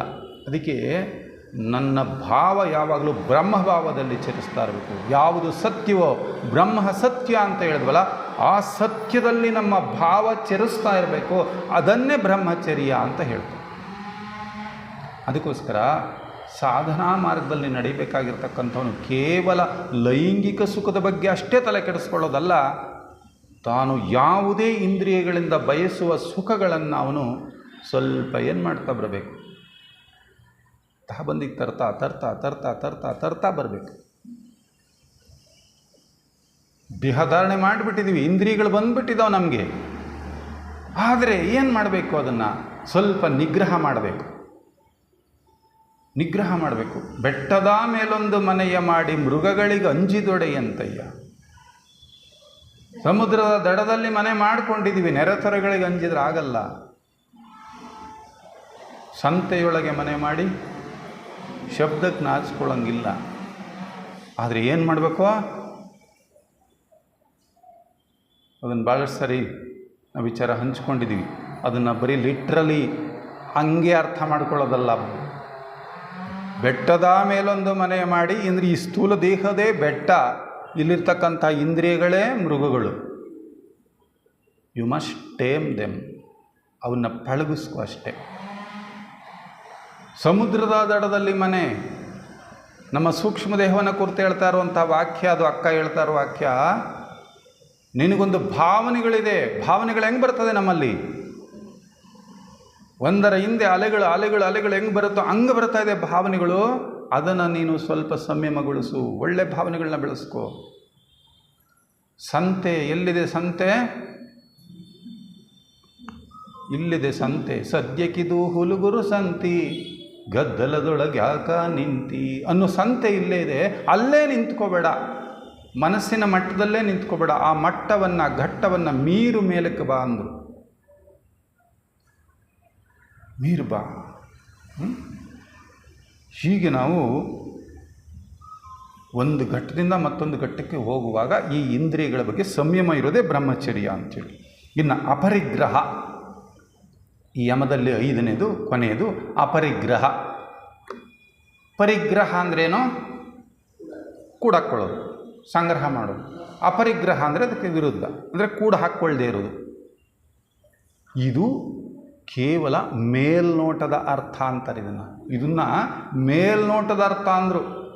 ಈ ಸಂಗ್ರಹ ಬುದ್ಧಿ ಅಲ್ಲದೆ ಇರೋದು ಅಂತ ನಾವು ಅಂದುಕೊಳ್ತೀವಲ್ಲ, ಇದು ಅದರ ಕೇವಲ ಶಾಲೋ ಮೀನಿಂಗ್. ಈಗ ಮಹಾರಾಜ ಜನಕ, ಮಹಾರಾಜ, ಅರಮನೆ ಇತ್ತೋ ಇಲ್ವೋ ಅವನಿಗೆ? ಆಳುಕಾಳುಗಳಿದ್ರೋ ಇಲ್ವೋ ಅವನಿಗೆ? ಮತ್ತು ಅವನು ಹೆಂಗೆ ರಾಜ? ಜನಕ ಮಹಾರಾಜ ಮಹರ್ಷಿ ಅಂತ ಹೆಂಗೆ ಅನ್ನಿಸ್ಕೊಂಡ? ರಾಜರ್ಷಿ ಅಂತ ಹೆಂಗೆ ಅನ್ನಿಸ್ಕೊಂಡ? ಜನಕ ಮಹಾರಾಜ ಅವನು ರಾಜರ್ಷಿ ಅಂತ ಹೆಂಗೆ ಅನ್ನಿಸ್ಕೊಂಡ? ಅರಮನೆ ಇತ್ತು, ಎಲ್ಲ ವೈಭವ ಇತ್ತು, ಆದರೆ ಅವನಿಗೆ ಅದರ ಮೇಲೆ ಒಡೆತನದ ಭಾವ ಇರಲಿಲ್ಲ. ಅವನಿಗೆ ಒಡೆತನದ ಭಾವ ಅವನಿಗಿರಲಿಲ್ಲ. ಇದೆಲ್ಲದು ನನ್ನದು ಅನ್ನೋ ಭಾವ ಅವನಿಗಿರಲಿಲ್ಲ. ಅದನ್ನು ನಾವೇನು ಹೇಳ್ತೀವಿ ಅಂತ ಹೇಳಿದ್ರೆ ಅಪರಿಗ್ರಹ ಅಂತ ಹೇಳ್ತೀವಿ. ಪೊಸೆಸಿವ್ನೆಸ್ ಅಂತ ಕರೀತಾರೆ, ಸ್ವಾಮಿತ್ವ ಭಾವನೆ ಅಂತ ಕರೀತಾರೆ ಅದನ್ನು. ನಂದು. ದೇವ್ರು ಯಾವುದೋ ಒಂದು 2-3 ಸಂದರ್ಭದಲ್ಲಿ ನಗ್ತಾನಂತೆ, ತುಂಬ ತಮಾಷೆಯಾಗಿ ನಗ್ತಾನಂತೆ ದೇವರು. ಅದರಲ್ಲಿ ಒಂದು ಸಂದರ್ಭ ಯಾವುದು ಅಂದರೆ, ಅಣ್ಣ ತಮ್ಮಗಳು ಆಸ್ತಿ ಹಂಚ್ಕೊಂತಾರಲ್ಲ, ಆವಾಗ ಹಗ್ಗ ಹಿಡ್ಕೊಂಡೇ ಇದು ನನಗೆ ಬರಬೇಕು, ಇದು ನನಗೆ ಬರಬೇಕು, ಇದು ನಂದು ಅನ್ನುವಾಗ ಅವನು ನಗ್ತಾನಂತೆ. ಅಯ್ಯೋ ಏನು ಕತೆ ನಿಮ್ಮದು, ನಿಮ್ದು ಯಾವುದ್ರಪ್ಪ ಐತೆ ಅಂತ ಅವ್ನು ನಗ್ತಾನಂತೆ ಭಗವಂತ. ಅದು ಬಿಡಲ್ಲಂತ ಕೋರ್ಟ್ಗೆ ಹೋಗಿ ಹೊಡೆದಾಡ್ತಾರಂತ ಅರ್ಧ ಇಂಚಿಗೆ ಒಂದೊಂದು ಗೇಣಿಗೆ. ಇದು ಸ್ವಾಮಿತ್ವ ಭಾವನೆಯನ್ನು. ಎಲ್ಲ ಇದೆ, ಯಾವುದು ನನ್ನದಲ್ಲ. ಜನಕರಾಜನ ಕಥೆನ ಹೇಳುವಾಗ ಒಬ್ಬ ಸಾಧಕನ ಕಥೆನೂ ಹೇಳ್ತಾರೆ. ಜನಕ ಮಹಾರಾಜನ ಅರಮನೆಗೂ ಬೆಂಕಿ ಬಿದ್ದಿದೆ, ಈ ಕಡೆ ಒಬ್ಬ ಸನ್ಯಾಸಿಯ ಗುಡಿಸಲಿಗೂ ಬೆಂಕಿ ಬಿದ್ದುಬಿಟ್ಟಾಯಿತು. ಜನಕ ಮಹಾರಾಜ ಇದನ್ನು ಇನ್ನೇನು ಕೆಡಿಸೋದಕ್ಕೆ ಸಾಧ್ಯವೇ ಇಲ್ಲ ಅಂದಾಗ ಸುಮ್ಮನೆ ನಿಂತ್ಕೊಂಡಿದ್ದು ನೋಡ್ತಾ ಇದ್ದಾನಂತೆ ಜನಕ. ಬೆಂಕಿ ಬಿದ್ದಿರೋದೆಲ್ಲಿಗೆ? ಅರಮನೆಗೆ. ಸನ್ಯಾಸಿ ಅವನಿಗೆ ಸೇರಿದ್ದು ಏನೋ ಗುಡಿಸ್ಲು, ಬೆಂಕಿ ಗುಡಿಸ್ಲಿಕ್ಕೆ ಬಿದ್ದಿದೆ. ಪಾಪ ಸನ್ಯಾಸಿ ಬಡ್ಕೊಳ್ತಾ ಇದ್ದಾನಂತೆ, ಅಯ್ಯೋ ನನ್ನ ಕೌಪಿನ ಸುಟ್ಟೋಗ್ತಾ ಇದೆ, ಯಾರಾದರೂ ಕಾಪಾಡ್ರಿ ಕಾಪಾಡ್ರಿ ಅಂತ ಸನ್ಯಾಸಿ ಕೂಗ್ಕೊಳ್ತಾ ಇದ್ದಾನಂತೆ. ಜನಕ ಮಹಾರಾಜ ಏನು ಮಾಡ್ತಾ ಇದ್ದಾನೆ? ಸುಮ್ಮನೆ ನಿಂತಿದ್ದಾನಂತೆ. ಯಾಕೆ ಅಂದರೆ ಅವನಿಗೆ ಗೊತ್ತು ಇದು ಯಾವುದು ಅಲ್ಲ. ಸನ್ಯಾಸಿ ಎಲ್ಲ ಬಿಟ್ಟಿದ್ರು ಕೂಡ ಕೌಪಿನದ ಮೇಲಿನ ಆಸೆ ಬಿಡೋಕ್ಕಾಗಿಲ್ಲ. ಪಾಪ ಅವನು ಒದ್ದಾಡ್ಕೋತಾ ಇದ್ದಾನೆ. ಅದಕ್ಕೆ ಈ ಅಪರಿಗ್ರಹ ಅಂದರೆ ಆ ಪೊಸೆಸಿವ್ನೆಸ್ ಇಲ್ಲದೆ ಇರೋದು, ಸ್ವಾಮಿತ್ವ ಭಾವನೆ ಅಂತಕ್ಕಂಥದ್ದು ಇಲ್ಲದೇ ಇರೋದಿದ್ದಿಲ್ಲ, ಅದೇ ಅಪರಿಗ್ರಹ ಅಂದರೆ. ನೋಡಿ, ಇದ್ರ ಮಹತ್ವ. ಯೋಗ ಮಾರ್ಗದಲ್ಲಿ ನಡಿಬೇಕು ಅಂದರೆ ನನಗೆ ಆ ಸ್ವಾಮಿತ್ವ ಭಾವ ಇಲ್ಲ ಅಂದರೆ ಯಾವುದು ನನ್ನಿಂದ ದೂರ ಆದಾಗಲೂ ಕೂಡ ನಾನು ಅದಕ್ಕೋಸ್ಕರ ಏನು ತುಂಬ ತಹತಃ ಪಡಬೇಕಾಗಿಲ್ಲ. ಅಯ್ಯೋ ಏನೋ ಕಳ್ಕೊಂಡ್ಬಿಟ್ಟೆ ಅನ್ನೋ ಯಾವುದು ಒದ್ದಾಡಬೇಕಾಗಿಲ್ಲ. ಇತ್ತು ಇಲ್ಲ ಅಷ್ಟೆ. ಪರಿವರ್ತನೆ ಜಗದ ನಿಯಮ. ಏನು ತಂದಿದ್ದೆ ಕಳ್ಕೊಳ್ಳೋಕ್ಕೆ? ಏನು? ಮತ್ತು ನೀನು ಕಳ್ಕೊಂಡಿರೋದೇನು? ಏನು ಇದು ಅಪರಿಗ್ರಹ ಅಂತ ಹೇಳಿದ್ರೆ. ಪ್ರಾರಂಭದಲ್ಲಿ ನಾವು ಸ್ವಲ್ಪ ಆ ಸಂಗ್ರಹ ಗುಡ್ಡ ಹಾಕ್ಕೊಳ್ಳೋ ಬುದ್ಧಿನೂ ಬಿಡಬೇಕು, ಈ ಮೊದಲಿನ ಘಟ್ಟಗಳು ಅವೆಲ್ಲ. ಆದರೆ ಅದು ಅಲ್ಲಿಗೆ ಹೋಗಬೇಕು ಮುಂದುವರೆದು ಅಂಥೇಳಿ ಇದು ಇಷ್ಟು ಕೂಡ ನಾವು ಈ ಯಮದ ವಿಚಾರಗಳು. ಇದು ನೋಡಿ ಸಾಧಕನ ಜೀವನದಲ್ಲಿ ನಾವು ಯೋಗ ಮಾರ್ಗಕ್ಕೆ ಹೋಗಬೇಕು ಅಂದರೆ ಎಷ್ಟು ಮಹತ್ವಪೂರ್ಣವಾದವು ಅನ್ನೋದನ್ನು ನಾವು ಅರ್ಥ ಮಾಡಿಕೊಳ್ಬೇಕು. ಇನ್ನು ಮುಂದಿಂದು ನಿಯಮ ನೋಡಿ, ಇವೆಲ್ಲ ಇಲ್ಲಿ ನಿಷೇಧಾತ್ಮಕ. ಯಮದಲ್ಲಿ ಬಂದವೆಲ್ಲ ಬಿಡಬೇಕಾದಂಥವು. ಆದರೆ ನಿಯಮದಲ್ಲಿ ಬರಬೇಕಾದಂಥವು ಅಳವಡಿಸಿಕೊಳ್ಳಬೇಕಾದಂಥವು.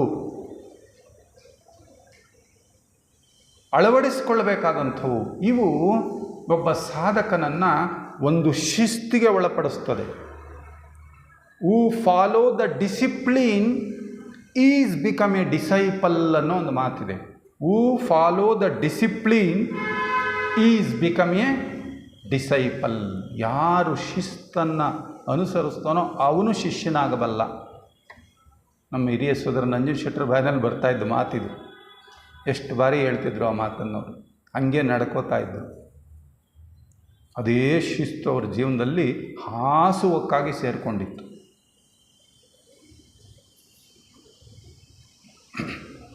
ಅದಕ್ಕೋಸ್ಕರ ಈ ನಿಯಮದಲ್ಲಿ ಬರ್ತಕ್ಕಂಥ ವಿಚಾರಗಳು ಯಾವ್ಯಾವುದು ಅಂದರೆ, ಮೊದಲನೇದೇ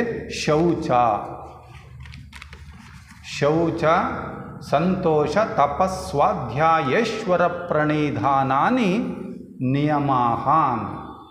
ಶೌಚ ಸಂತೋಷ ತಪಸ್ವಾಧ್ಯಾಯ ಈಶ್ವರಿ ಪ್ರಣಿಧಾನಾನಿ ನಿಯಮಾಹ. ಈ 5 ನಿಯಮದಲ್ಲಿ ಬರ್ತಕ್ಕಂಥವು. ಶೌಚ ಅಂದರೆ ಏನು?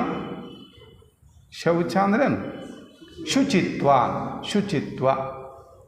ಶೌಚ ಅಂದರೆ ಶುಚಿತ್ವ ಅಂದರೆ ನಾವೆಲ್ಲ ಶುಚಿತ್ವದ ಬಗ್ಗೆ ತಲೆ ಕೆಡಿಸ್ಕೋಬೇಕಾದ್ದಿಲ್ಲ. ಯಾಕಂದರೆ ಪ್ರತಿದಿನ ಸ್ನಾನ ಮಾಡ್ತೀವಲ್ಲ ನಾವೆಲ್ಲ. ಸಾಕ ಪ್ರತಿದಿನ ಸ್ನಾನ ಮಾಡೋದು ಶುಚಿತ್ವನಾ ಅಲ್ವಾ? ಮಂಡೆ ಮಾಸಿದಡೆ ಮಜ್ಜನವ ಮಾಡುವುದು, ಬಟೆ ಮಾಸಿದೊಡೆ ಮಡಿವಾಳಂಗಿಕ್ಕುವುದು, ಮನದ ಮೈಲಿಗೆಯ ತೊಳೆಯಬೇಕಾದೊಡೆ ಶರಣರ ಸಂಗವ ಮಾಡುವುದು ಅಲ್ವಾ? ಬರೀ ನಾವು ಶೌಚ ಅಂದ ತಕ್ಷಣ ಬಾಹ್ಯ ಶೌಚನೇ ತಲೆಯಲ್ಲಿ ಇಟ್ಕೊಳ್ತೀವಿ. ಕೇವಲ ಅದಷ್ಟೇ ಶೌಚ ಅಲ್ಲ, ಮತ್ತೆ ಶೌಚ ಅಂದ ತಕ್ಷಣ ಈ 3ಕ್ಕೂ ಬರಬೇಕು. ಕಾಯ ವಾಚ ಮನಸ ಶೌಚ. ಮುಸುರೆ ತೊಳೆಯಬೇಕು, ಮನಸ್ಸಿನ ಮುಸುರೆ ತೊಳೆಯಬೇಕು. ಬರೀ ದೇಹದ ಕೊಳೆ ತೊಳೆದ್ರಾಗಲಿಲ್ಲ, ಈ ಮನಸ್ಸಿನ ಮುಸುರೆ ತೊಳಿಬೇಕು. Cleanliness is next to godliness. ಶುಚಿತ್ವವೇ ದೈವತ್ವದ ಹಾದಿ. ಆ ಶುಚಿತ್ವ ಅನ್ನೋದು ನಮ್ಮನ್ನು ದೈವತ್ವದ ಕಡೆ ಕರ್ಕೊಂಡು ಹೋಗ್ತದೆ. ಆದರೆ ಶುಚಿತ್ವ ಅಂದಾಗ ಮತ್ತೆ ನಾವು ಇವನ್ನು 3 ನೆನಪಿಟ್ಕೋಬೇಕು. ಕಾಯದ ಶುಚಿ, ಭಾವದ ಶುಚಿ, ಮನಸ್ಸಿನ ಶುಚಿ. ಇದು 3 ಬೇಕು ನಮಗೆ. ಇದು 3ರ ಬಗ್ಗೆನೂ ಸಾಧಕ ಗಮನ ಕೊಡಬೇಕು. ಇದು 3 ಪರಿಶುದ್ಧವಾಗಬೇಕು. ನೋಡಿ, ಶುಚಿ ಅನ್ನುವಾಗ ಬರೀ ಇದು ಮೇಲ್ಮೈನ ಅರ್ಥ. ಆದರೆ ಒಂದು ಥಿಯೋಸಾಫಿಕಲ್ ಟರ್ಮಲ್ಲೇ ಇದನ್ನು ಹೇಳಬೇಕು ಅಂದರೆ, ಶುಚಿತ್ವ ಅಂದರೆ ಏನು ಅಂತ ಹೇಳಬೇಕು ಅಂದರೆ, ಆ ಪ್ರವಹಿಸುತ್ತಿರುವಂತಹ ಏನು ಪ್ರಜ್ಞೆ ಇದೆ ಅಥವಾ ಚೈತನ್ಯ ಇದೆ, ಆ ಪ್ರವಹಿಸುತ್ತಿರುವ ಚೈತನ್ಯಕ್ಕೆ ಯಾವ ಅಡ್ಡಿಗಳೂ ಇರದಂತೆ ನಮ್ಮ ಉಪಾಧಿಗಳನ್ನು ಇಟ್ಕೊಳ್ಳೋದಿದೆಯಲ್ಲ, ಅದೇ ಶೌಚ ಅಂದರೆ. ಆ ಪ್ರಜ್ಞೆ ಪ್ರವಹಿಸುವುದಕ್ಕೆ ಇರಬಹುದಾದ ಎಲ್ಲ ಅಡ್ಡಿಗಳನ್ನು ಉಪಾಧಿಗಳಿಂದ ತೆಗೆದು ಹಾಕೋದಿದೆಯಲ್ಲ, ಅದು ಶುಚಿತ್ವ ಅಂದರೆ. ಹೆಂಗೆ ತೆಗೆದು ಹಾಕೋದು? ಪ್ರಜ್ಞೆ ಪ್ರವಹಿಸುವುದಕ್ಕೆ ಆ ಉಪಾಧಿಗಳಲ್ಲಿ ಇರಬಹುದಾದಂಥ ಅಡಚಣೆಗಳನ್ನು ಏನು ಮಾಡಬೇಕು? ತೆಗೆದು ಹಾಕಬೇಕು. ಅದು ಶೌಚ ಅಂದರೆ. ಸೊ ಈ ಸ್ಥೂಲ ದೇಹ ಇದೆ, ಇದಿವತ್ತು ನಮ್ಮಲ್ಲಿ ಸೂಕ್ಷ್ಮತೆ ಅಥವಾ ಪಟುತ್ವವನ್ನು ಪಡ್ಕೊಂಡಿರೋ ದೇಹ ಇದೆಯಾ ನಮಗೆ? ಯಾಕೆ? ಆಹಾರ ನಿಯಮ, ವಿಹಾರ ನಿಯಮ ಸರಿಯಾಗಿ ಫಾಲೋ ಮಾಡಿಲ್ಲ. ಹಂಗಾಗಿ ಇದಕ್ಕೆ ಒಂದು ಪಟುತ್ವ ಇಲ್ಲ, ಸೂಕ್ಷ್ಮತೆ ಇಲ್ಲ. ಸೂಕ್ಷ್ಮ ಸ್ಪಂದನಗಳನ್ನು ಗ್ರಹಿಸುವಂಥ ಸಾಮರ್ಥ್ಯ ದೇಹಕ್ಕಿಲ್ಲ ಅಂದರೆ ಅಲ್ಲಿಗೆ ಚೈತನ್ಯ ವ್ಯಕ್ತವಾಗ್ತಾ ಇದೆ, ಆದರೆ ಅದಕ್ಕೆ ಅಡ್ಡಿಗಳಿದೆ. ಇದನ್ನು ತೆಗೆದುಹಾಕಬೇಕು. ಬರೀ ಸ್ನಾನ ಅಲ್ಲ, ಆಹಾರದಂತೆ ವಿಹಾರ, ವಿಹಾರದಂತೆ ವಿಚಾರ, ಇದನ್ನು ತೆಗೆದುಹಾಕಬೇಕು. ಭಾವನಾಮಯ ಕೋಶ, ಅಲ್ಲಿ ಅಡ್ಡಿಗಳು ಯಾವುದು? ಬೇಡದೇ ಇರತಕ್ಕಂಥ ಭಾವನೆಗಳು ಅದಕ್ಕೆ ಅಡ್ಡಿ. ಮನಸ್ಸಿನ ಅಡ್ಡಿಗಳು, ಮನಸ್ಸಿಗೆ ಅಡ್ಡಿಗಳು ಯಾವುದು? ಅಲ್ಲಿರ್ತಕ್ಕಂಥ ಬೇಡದೇ ಇರತಕ್ಕಂಥ ಆಲೋಚನೆಗಳದು ಅದು ಅಡ್ಡಿ, ಅವುಗಳನ್ನ ತೆಗೆದುಹಾಕಬೇಕು. ಈ ರೀತಿ ನಾವು ಮಾಡ್ತಾ ಹೋಗ್ಬೇಕು. ಆಗ ಪ್ರಜ್ಞೆ, ಆ ಅಡ್ಡಿಗಳನ್ನು ತೆಗೆದು ಹಾಕಿದಾಗ ಆ ಪ್ರಜ್ಞೆ ಆರಾಮಾಗಿ ಪ್ರವಹಿಸುತ್ತೆ ಆ ಉಪಾಧಿಗಳ ಮೂಲಕ. ಅದು ಶುಚಿತ್ವ ಅಂತ ಹೇಳೋದು. ಅಷ್ಟಕ್ಕೆ ನಿಲ್ಲಿಸೋಣ. ಶೌಚ ಮುಂದಿಂದು